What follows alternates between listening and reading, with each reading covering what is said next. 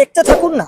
আর এক সপ্তাহ বলে দিলাম বুঝতে পারবেন মমতা ব্যানার্জি হবে। মমতা ব্যানার্জি আটকাতে পারবেন না। আপনি যত ক্ষমতা যত সর্বশক্তি লাগিয়ে নিন। আর একটা উল্লেখযোগ্য তথ্য আপনাদের ক্যামেরায় দিয়ে রাখি আপনাদের চ্যানেলে। কিন্তু একটা কথা বলি, কুণালদা শকুনি নয় তো মহাভারতের দলের মধ্যে। শুধু এটুকু বলে দিলাম, যোগী আদিত্যনাথের স্টাইলে সরকার গঠন হবে। এখানে ধর্ষকদেরকে সকালবেলা জমা নিয়ে বিকেলবেলা সরকারি পদ্ধতি বলেছেন মহিলা কার্যকর্তা যে এই বেশি বাড়াবাড়ি করিস না, অভয়া করে দেবো। তার মানে কি, মমতা ব্যানার্জি বিধানসভায় ভবানীপুরে পরাজিত হওয়াটা শুধুমাত্র সময়ের অপেক্ষা। এবং 20,000-এর বেশি ভোটে যদি শুভেন্দু অধিকারীকে আমরা জেতাতে না পারি, রাজ্য মুখপত্র হয়ে বলছি রাজনীতি ছেড়ে দেবো। মমতা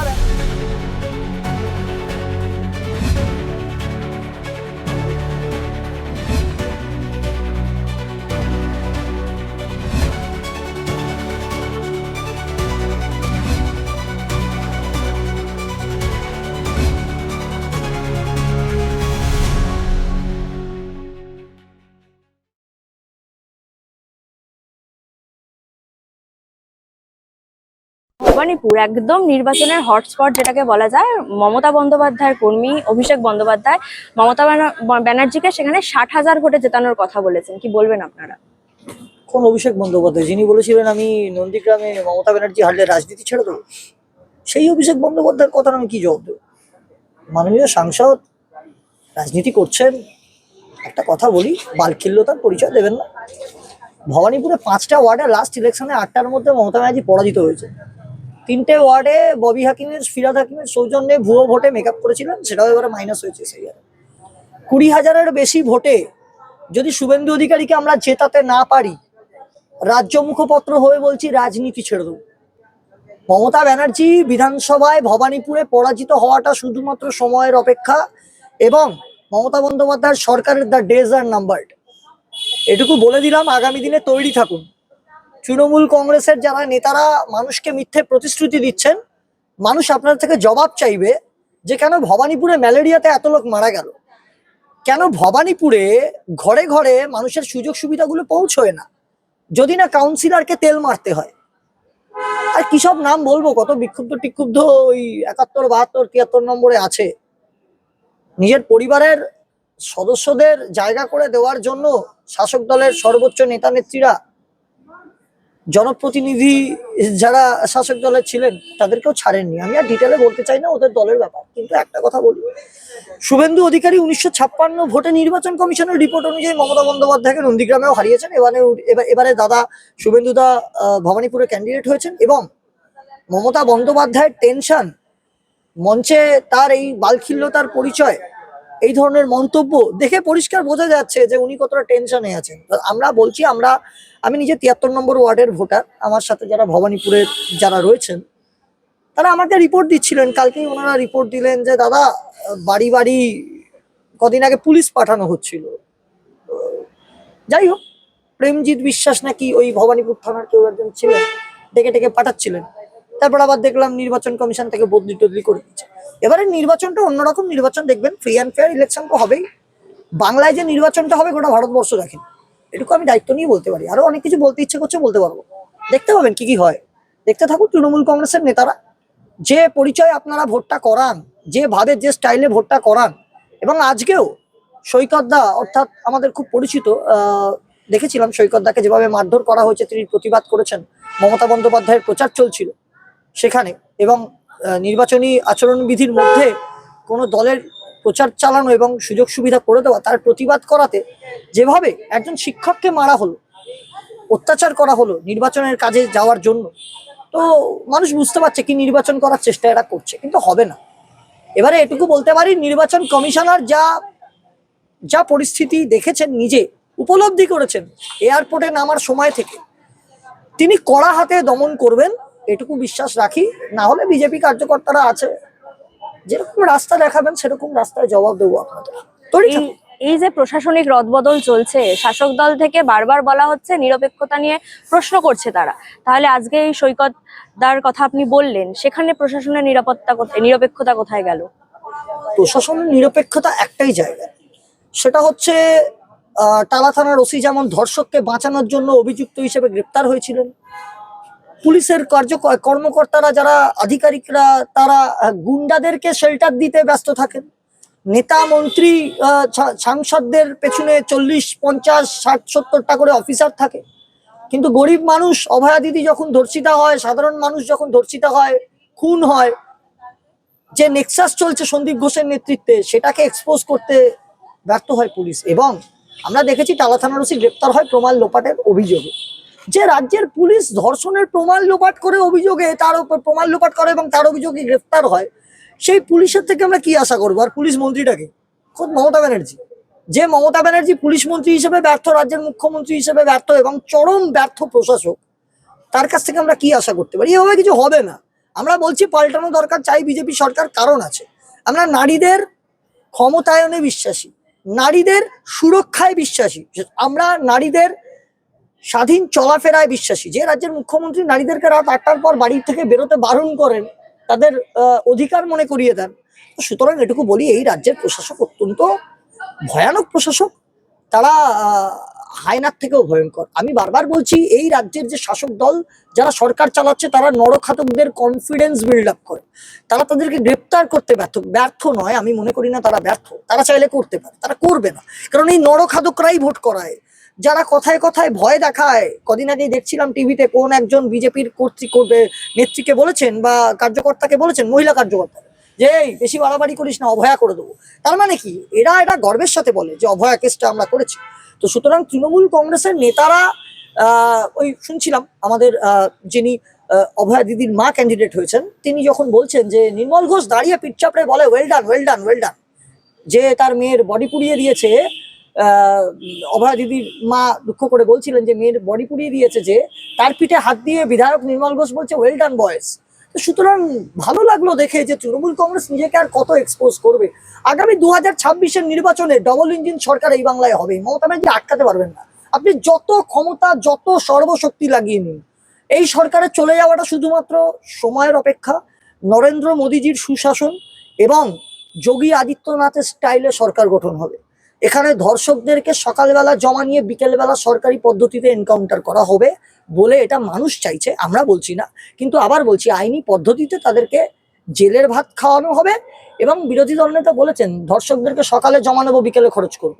আমরা বলছি নারীরা স্বাধীনভাবে নিশ্চিন্তভাবে রাত 8টা-10টা অবধি রাস্তায় হেঁটে যাবে বিজেপি সরকার হওয়ার পর। শিক্ষিত বেকাররা রাস্তায় বসে থাকবে না, তারা তাদের চাকরি নিয়ে তাদের জায়গায় উন্নীত হবে। এবং এই বাংলায় যারা কর্মসংস্থান হারিয়েছে এবং যে সাধারণ মানুষরা তাদের জীবন জীবিকা নির্বাহ করতে পারছে না, মা মাটি মানুষের সরকার বলছেন না, এরা আজকে মাটি রক্তাক্ত, মা আজ আর্তনাদ করছে, মানুষ হাহাকার করছে। এরা আজকে মানুষকে ধ্বংস করে মৃত্যুর পথে ঠেলে দিয়েছে, মানুষকে, জনগণকে মৃত্যু পথযাত্রী করেছে। এবং এরা সেন্ট্রাল গভর্নমেন্টের পাঠানো অ্যালটমেন্টের, বেঙ্গলের জন্য যে অ্যালট হওয়া প্রত্যেকটা ফান্ড, সেখান থেকে শাসক দলের নেতা মন্ত্রীরা চুরি করেছে এবং তাদের বান্ধবীর খাটের তলায় কোটি কোটি টাকা। এবং এই নেতা মন্ত্রীরা জেল থেকে বেরিয়ে এসে শাসক দলের সর্বোচ্চ নেত্রীকে চ্যালেঞ্জ করেন যে আমাকে টিকিট না দিলে আমি কিন্তু মুখ খুলব। আর দেখুন, আমি তো বলছি না যে শাসক দলের সর্বোচ্চ নেত্রী বেনিফিশিয়ারি, এটা কে বলেছে? আমি তো ভাই, আপনারা যতই বলুন, আমি কুণাল বাবুকে খুব রেসপেক্ট করি। কুণালদা বিরোধী হতে পারেন, কিন্তু খুব রেসপেক্ট করি। উনি তো বলেছিলেন যে সারদা কাণ্ডে সব থেকে বেনিফিশিয়ারির নাম, সব থেকে বড় বেনিফিশিয়ারি কে। আবার ওই সবকে পুলিশের গাড়ি টাড়ি চাপড়ে চাপড়ে ছিল, আমি জানি না, আপনার বলতে পারবেন সাংবাদিকরা। কিন্তু একটা কথা বলি, কুণালদা শকুনি নয় তো মহাভারতের দলের মধ্যে। শুধু এটুকু বলে দিলাম, আগামী 2026-এ 180 থেকে 200 সিট নিয়ে বিজেপির সরকার গঠন করতে যাচ্ছে।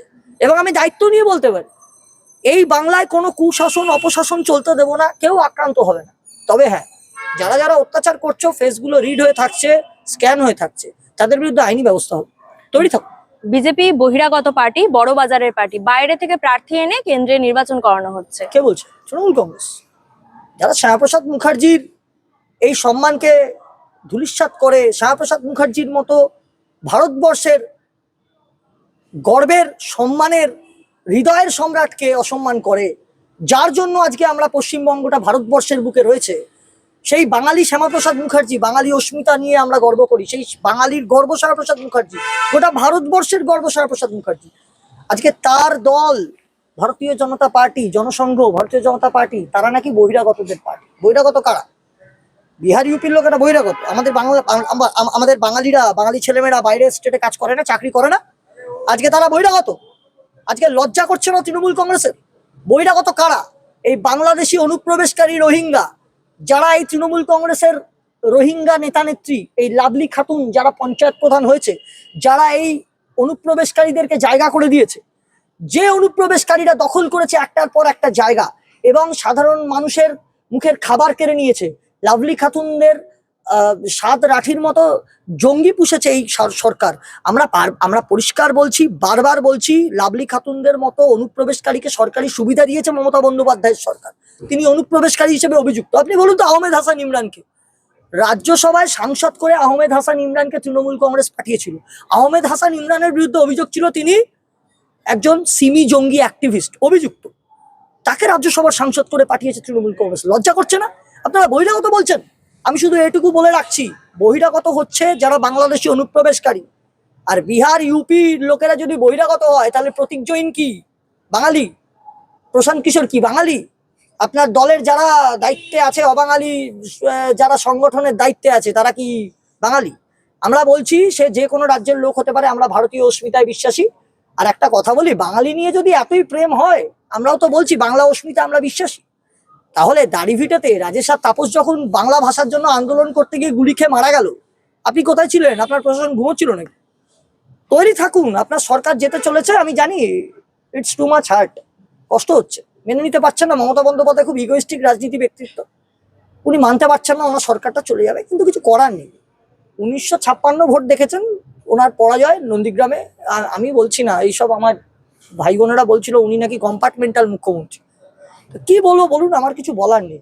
আগামী 2026 ভবানীপুরেও যেমন তৃণমূল কংগ্রেস পরাজিত হবে, গোটা বাংলা, গোটা সারা পশ্চিমবঙ্গে মাননীয় বিরোধী দলনেতা শুভেন্দু অধিকারী এবং আমাদের রাজ্য সভাপতি শ্রমিক ভট্টাচার্য, সুকান্ত দা এবং যশস্বী প্রধানমন্ত্রী নরেন্দ্র মোদীজি থেকে শুরু করে অমিত শাহজি, তারা সুশাসন প্রতিষ্ঠা করবেন।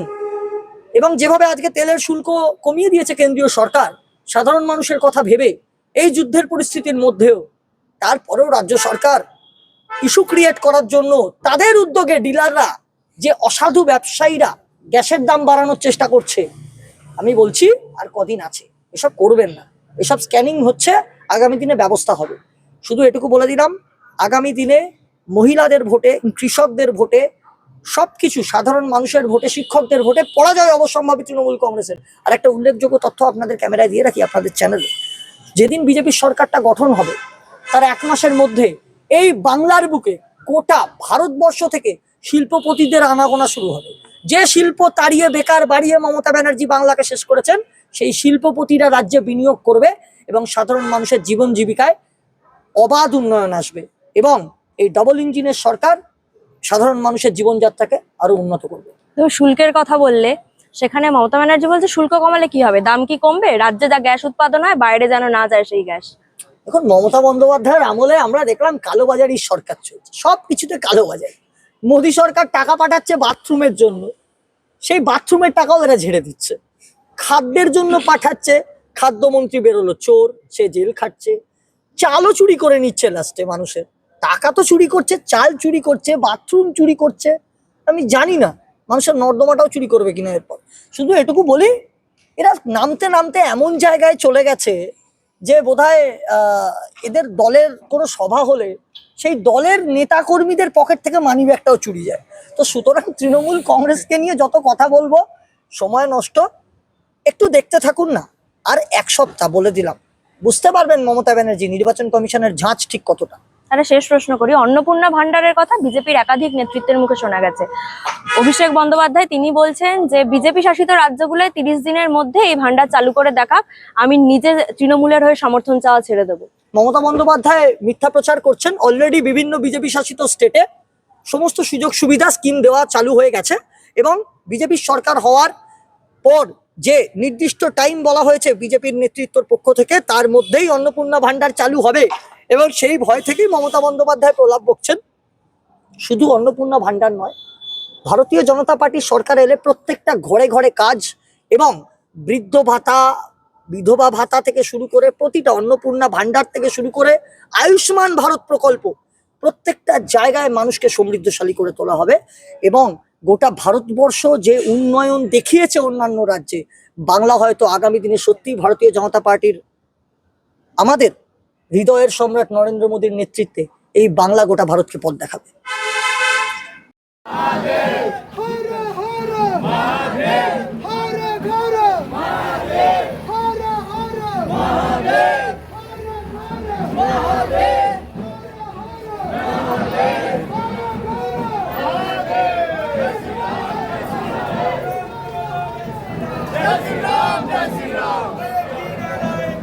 जय श्री राम, जय श्री राम, एक ही नारा, जय श्री राम, मिलके बोलो जय श्री राम, मिलके बोलो जय श्री राम, जोर से बोलिए जय श्री राम, जोर से बोलिए जय श्री राम, एक ही नारा, एक ही नाम,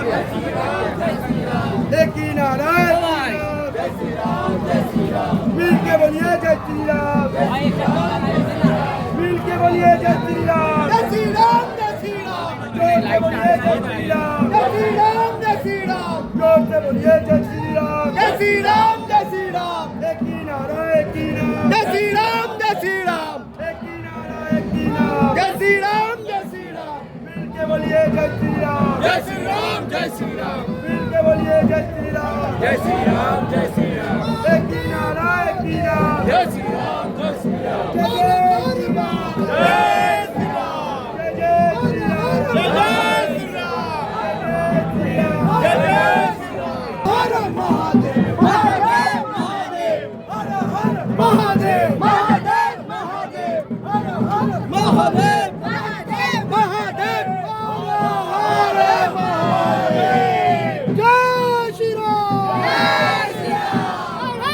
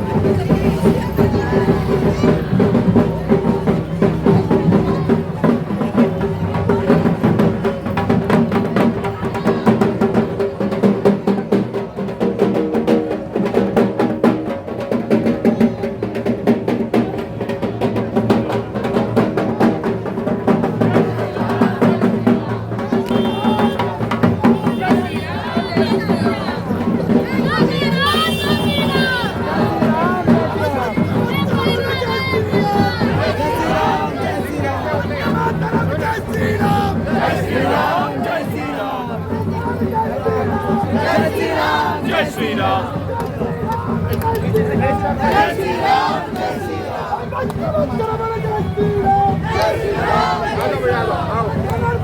ভাই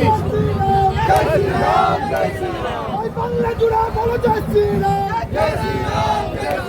এক গ্রামে গলিতে বলো জয় শ্রীরাম প্রতি জায়গায় একটাই নাম দিকে দিকে একটাই নাম